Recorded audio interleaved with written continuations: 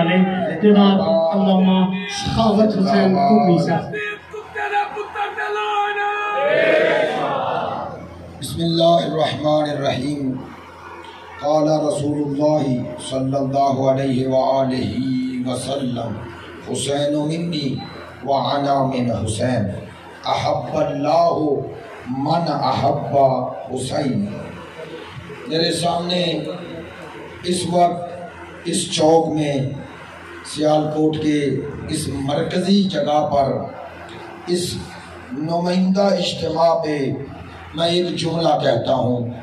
9 دن میں نے مسجد زینبیہ امام بارگاہ مستری عبداللہ میں روز جب آپ کو خطاب کیا تو بعض اوقات ان لفظوں سے کیا، مومنین میری طرف متوجہ ہو جائیں، ان لفظوں سے یاد کرتا رہا نا، لیکن آج میں آپ کو کسی ایسے لفظ سے یاد نہیں کر رہا۔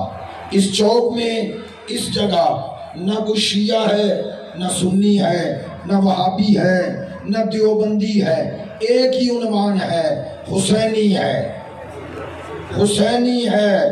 میں اکثر یہ جملہ کہا کرتا ہوں، 10 سے 15 منٹ میرے پاس ہیں، پیغام میں نے جلدی جلدی دینا ہے، توجہ آپ نے رکھنی ہے۔ میں اکثر کہتا ہوں، شیعو تم اہل سنت کو قبول کرو، اہل سنت بھائیو تم شیعہ کو قبول کرو۔ کیوں؟ چونکہ اگر تم دونوں ایک دوسرے کے ہاتھ میں ہاتھ دو گے تو جیسے علامہ اقبال کی سرزمین پہ ہوں، علامہ اقبال کی سرزمین پہ ہوں، علامہ اقبال کے سنی ہونے میں کوئی شک نہیں ہے اور قائد اعظم کے شیعہ ہونے میں کوئی شک نہیں ہے۔ اس کی تصدیق میرے پاس خواجہ صاحب ہیں، انہوں نے اسمبلی میں اس بات کو قبول کیا ہے، اور یہ کوئی ایسی بات نہیں ہے۔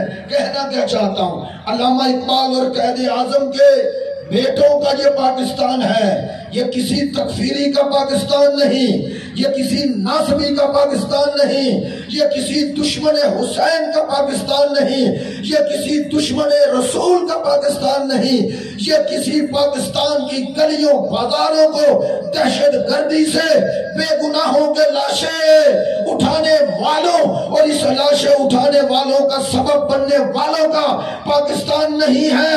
یہ پاکستان دو ہستیوں کی اولادوں نے بنایا ہے، قائد اعظم اور علامہ اقبال کی اولاد نے۔ ہم آج بھی اس پاکستان کو بنانے کے بعد بچانے والے ہیں، اور میں یہی اعلان کر رہا ہوں، پاکستان انشاءاللہ آگے بڑھے گا، یہ پاکستان باقی رہے گا۔ کیوں؟ چونکہ اس میں 2 دن سرکاری سطح پہ منائے جاتے ہیں، ایک میلاد، ایک 10ویں محرم، ایک رسول کا میلاد، ایک حسین کی شہادت۔ اور جب تک یہ دونوں دن سرکاری سطح پہ منائے جا رہے ہیں، پاکستان کی فضاؤں میں یہ دونوں ہستیوں کی پاکیزہ روح کی برکات برس رہی ہیں۔ ہم نے اس سازش کو کامیاب نہیں ہونے دینا جو پاکستان میں تکفیریوں کے سہولت کار، تکفیریوں کو وجود میں لانے والے، دہشت گردوں کو پروان چڑھانے والے چاہتے ہیں پاکستان میں شیعہ سنی کی جنگ ہو۔ شیعہ سنی کی جنگ پاکستان میں نہیں ہے۔ پاکستان میں یا رسول اللہ، یا علی، یا حسین کہنے والوں کے درمیان جنگ نہیں ہے۔ جملہ لے جانا، پاکستان میں جنگ ان سے ہے جو یا رسول اللہ کو نہیں مانتے، جو یا علی کو نہیں مانتے، جو یا حسین کو نہیں مانتے۔ خدا کی قسم، اس عزاداری کے دشمن بھی وہی ہیں جو میلاد کے دشمن ہیں، جنہیں نہ نانا کا ذکر پسند ہے نہ نواسے کا ذکر پسند ہے۔ میرے بھائی نے اپنے جذبات و احساسات میں یزید پر لعنت کی ہے۔ ممکن ہے کوئی کہے کہ یہ گالی ہے، یہ لعن طعن نہیں کرنی چاہیے۔ یہ میرے ہاتھ میں کتاب ہے، میں کوئی مناظرہ کرنے نہیں آیا، غلط فہمیاں دور کر رہا ہوں۔ کتاب کا نام ہے مقام سیدنا حسین اور کردار یزید۔ لکھنے والا کوئی شیعہ نہیں، مولانا انعام الحق قادری ہے۔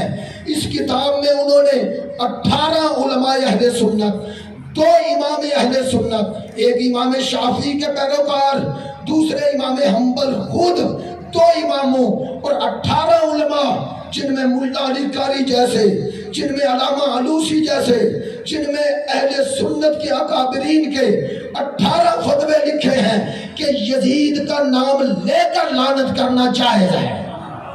یزیدیت یزیدیت حسینیت حسینیت۔ بس توجہ فرمائیں، ایک حصہ جو میں عرض کرنا چاہ رہا ہوں وہ یہ ہے، اور دوسرا حصہ ہم آج اس چوک میں یہاں سے لے کر تحت نگاہ لوگوں کا ایک اجتماع ہے، اور ہر حسینی گھر سے نکلا ہوا ہے۔ یہ اجتماع کسی کو ٹھیس پہنچانے کے لیے نہیں، کروڑوں لوگ صرف پاکستان کی گلیوں بازاروں میں آتے ہیں۔ میں اہل سنت کی موجودگی میں دعویٰ کر رہا ہوں، اور اس دعوے پہ مجھے فخر ہے کہ کروڑوں نکل کر بھی کسی گلی بازار میں کسی دکان کو ہاتھ نہیں لگاتے، کسی کے کو نقصان نہیں پہنچاتے۔ کیوں؟ چونکہ ہمارا یہ احتجاج کوئی سیاسی نہیں ہے، ہماری جنگ کسی فرد سے نہیں، کردار سے ہے، اور وہ کردار یزیدیت ہے۔ ہم یزید کے نہیں، یزیدیت کے مخالف ہیں۔ یزیدیت یعنی ظلم، یزیدیت یعنی بربریت، یزیدیت یعنی اسلامی مقدسات کی توہین۔ یزید کون تھا؟ جس نے مدینے کو تاراج کیا، جس نے مدینے پہ حملہ کیا، جس نے مسجد نبوی میں گھوڑے باندھے۔ یزید کون تھا؟ جس نے کعبے کے غلاف کو آگ لگائی۔ لوگ سمجھتے ہیں یزید صرف حسین کا دشمن تھا، یزید دین کا دشمن تھا، یزید اسلام کا دشمن تھا، یزید قرآن کا دشمن تھا۔ ہمارا یہ احتجاج یزیدیت کے خلاف ہے، یعنی یہ حسین کی توہین کرنے والوں کے بھی خلاف ہے، یہ قرآن کی توہین کرنے والوں کے بھی خلاف ہے۔ ہمارے دل آج زخمی ہے دو وجہ سے، ایک 10ویں محرم حسین کے غم میں، اور دوسرا سویڈن میں قرآن کی توہین پر، قرآن کے جلائے جانے پر ہمارے دل زخمی ہیں، اور ہم اسی احتجاج کو اسی چوک میں امام حسین کے اس ہونے والے ظلم اور قرآن کی ہونے والی توہین پر سراپا احتجاج ہے۔ اسی لیے یہ قرآن ہاتھ میں لیے ہیں، آپ کی نمائندگی میں اس ظلم پر، ان ظالموں پر جنہوں نے حسین کو قتل کیا ان پر بھی، جو قرآن کی توہین کر رہے ہیں ان پر بھی، دونوں پر لعنت کرتے ہیں، اور 5 دفعہ احتجاجی نعرہ لگائیں گے، لبیک یا حسین،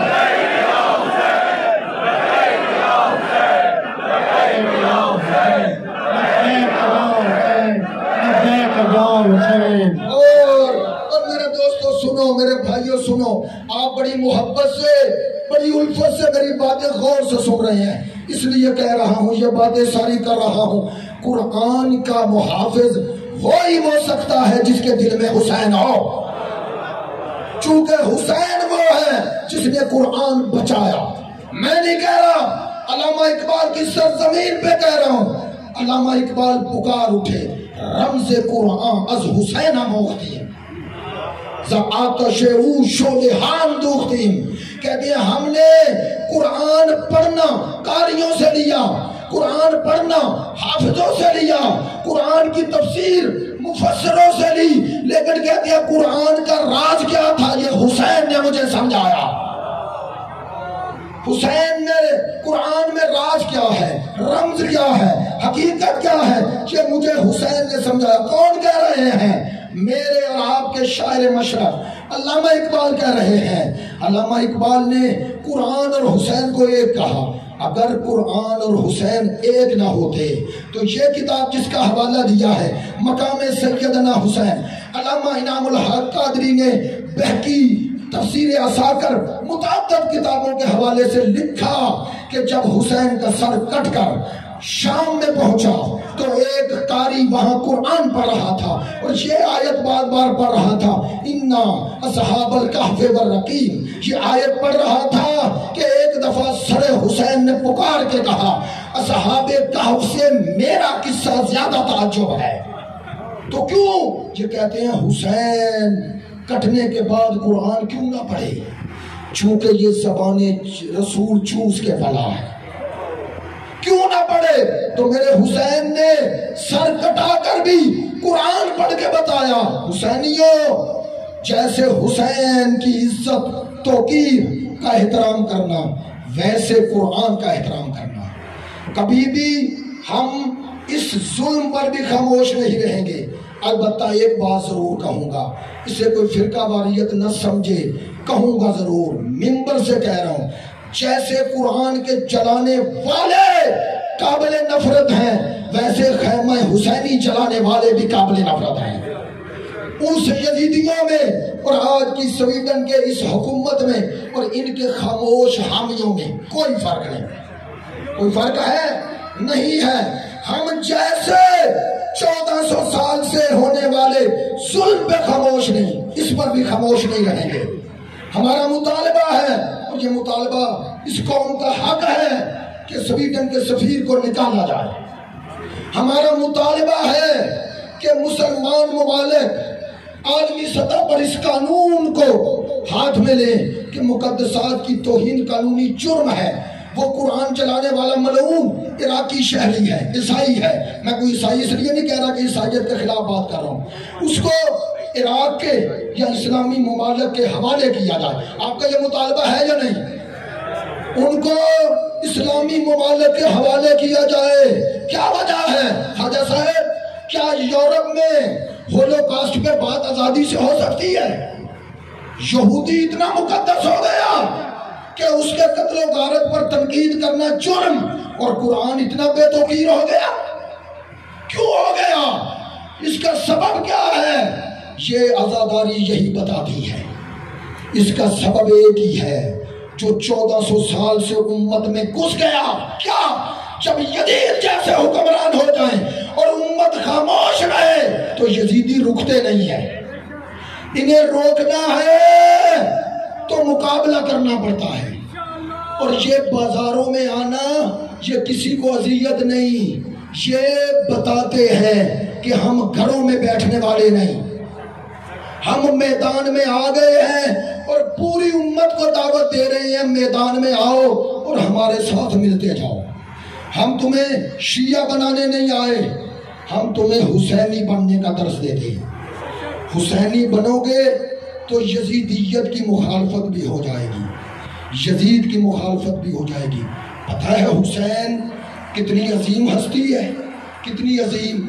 پتہ ہے انسان کی سب سے طاقتور شے بلا کیا ہوتی ہے؟ باتیں میں نے چٹپٹی نہیں کی، روایتی نہیں کی، کیونکہ روایتی ماحول نہیں۔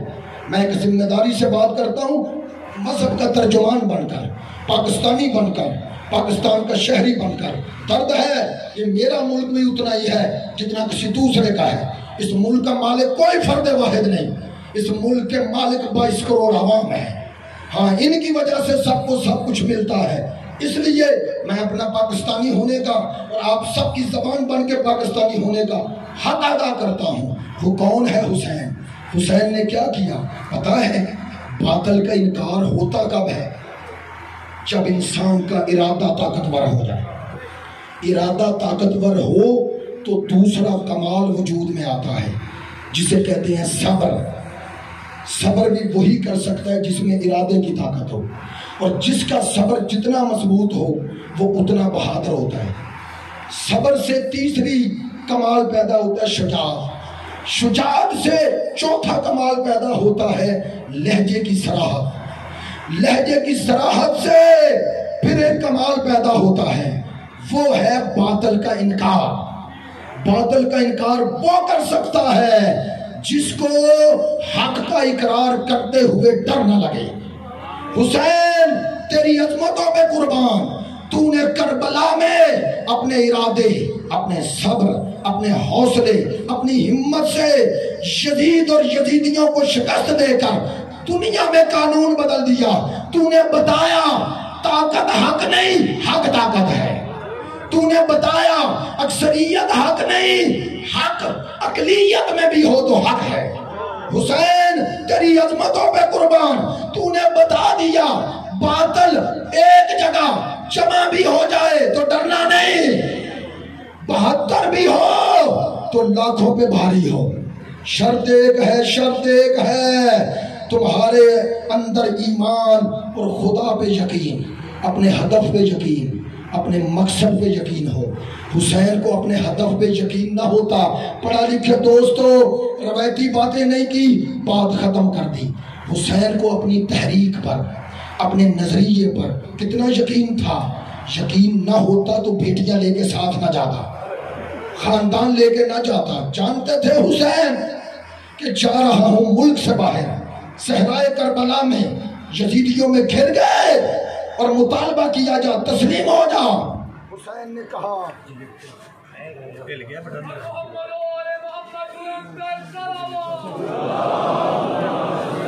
سب مل کر 5 دفعہ لبیک یا حسین، لبیک یا حسین، لبیک یا حسین، لبیک یا حسین، لبیک یا حسین، لبیک یا حسین، لبیک یا حسین، لبیک یا حسین، 5 دفعہ لبیک یا رسول اللہ، لبیک یا رسول اللہ، لبیک یا رسول اللہ، لبیک یا رسول اللہ، لبیک یا رسول اللہ، لبیک یا لبیک یا کتاب اللہ، لبیک یا کتاب اللہ، لبیک یا کتاب اللہ، لبیک یا کتاب اللہ، لبیک یا لبیک یا۔ ہاں حسینیوں، ہماری مجالس کے 2 رخ ہوتے ہیں، ایک فضائل یا پیغام اور دوسرا خاندان رسول کی مصیبت کا ایک جملہ کہتا۔ یہ چوک میں آ گئے ہو، لوگ کہتے ہیں، بعض لوگ سارے نہیں، اہل سنت محب اہل بیت ہے، اکثریت اہل محمد کی محب ہے۔ میں ابھی آ رہا ہوں، جہاں سے گزر رہا ہوں سبیلیں لگی ہوئی ہیں، نیازیں تقسیم ہو رہی ہیں۔ حسین تو نے 3 دن کی پیاس میں امت کو کیا کیا دے دیا۔ ہاں آج بھی وہی جملے کہتا ہوں جو گزشتہ سال کہے تھے، وہی کہتا ہوں تاکہ شیعہ سنی دونوں شامل ہو جائیں۔ یہی کتاب جس کا نام لیا ہے مقام سیدنا حسین اور کردار یزید، انعام الحق قادری نے بھی یہ روایت نقل کی، سن لینا۔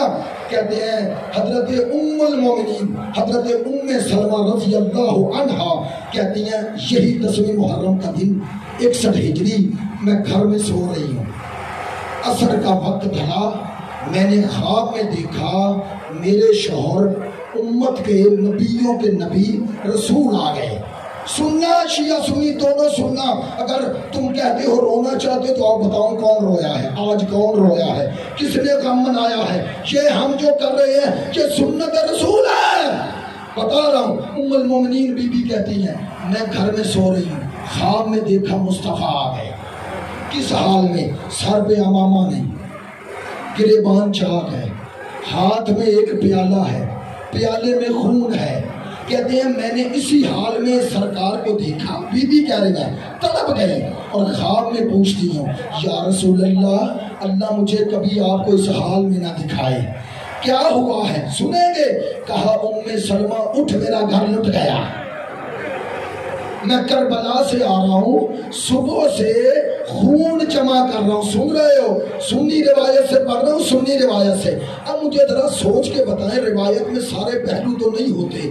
سرکار کا وصال سننا یاد رہا توجہ سے، سرکار کا وصال 11 ہجری ہوا اور واقع کربلا 61 ہجری ہوا، 50 سال بعد۔ تو آپ سب کا ایمان ہے نا سرکار جنت میں ہے، ایسا ہی ہے نا؟ جنت کے اعلیٰ مرتبوں میں، خدا کے قرب میں۔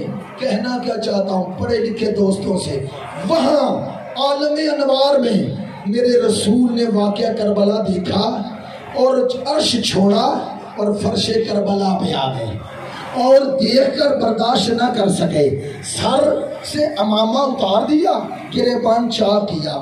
مجھے بتاؤ اگر نانا پہ یہ گزری ہے تو ماں پہ کیا گزری ہوگی؟ آخری جملہ، اگر ماں پہ یہ گزری ہے تو اس بہن پہ کیا گزری ہوگی جو 70 قدموں پہ دیکھ رہی ہے اور قاتل کے ہاتھ میں خنجر ہے اور وہ 2 کام کر رہا ہے، ایک نجس ہاتھ سے ایک نجس قدموں سے۔ زینب نے پکار کے کہا یہ کام نہ کر، بڑی عظیم جگہ